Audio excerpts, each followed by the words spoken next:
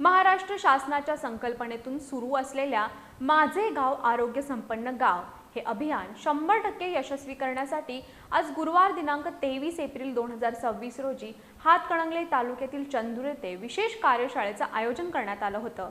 प्राथमिक आरोग्य केंद्र पट्टण कोडोली आणि ग्रामपंचायत कार्यालय चंदूर यांच्या संयुक्त विद्यमाने ही कार्यशाळा पार पडली। महाराष्ट्र शासनाच्या संकल्पनेतून सुरू असलेल्या माझे गाव आरोग्य संपन्न गाव हे अभियान 100% यशस्वी करण्यासाठी आज गुरुवार दिनांक 23 एप्रिल 2026 रोजी हातकणंगले तालुक्यातील चंदूर येथे विशेष कार्यशाळेचं आयोजन करण्यात आलं होतं। या कार्यशाळेत अभियानाच्या प्रभावी अंमलबजावणीसाठी सविस्तर चर्चा करण्यात आली। शासकीय परिपत्रकाच्या मार्गदर्शक सूचनांनुसार गावागावात आरोग्य तपासणी शिबिर, विशेष आरोग्य कॅम्प आणि जनजागृतीपर कार्यक्रम आयोजित करण्याचा महत्त्वपूर्ण निर्णय यावेळी घेण्यात आला।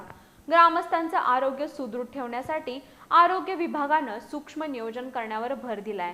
या कार्यशाळेत लोकप्रतिनिधी आणि प्रशासकीय अधिकारी मोठ्या संख्येने उपस्थित होते।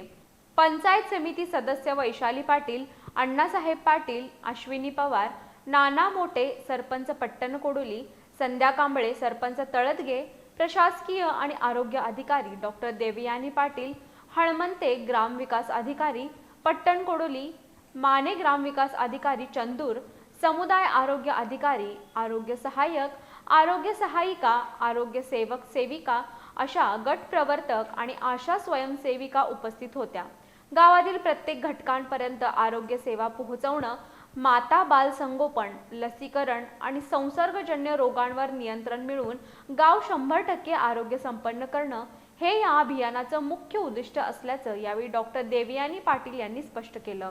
अतिशय उत्साही वातावरणात पार पडलेल्या या कार्यशाळेमुळे चंदूर आणि पट्टण कोडोली परिसरात आरोग्य चळवळीला मोठी गती मिळणार आहे।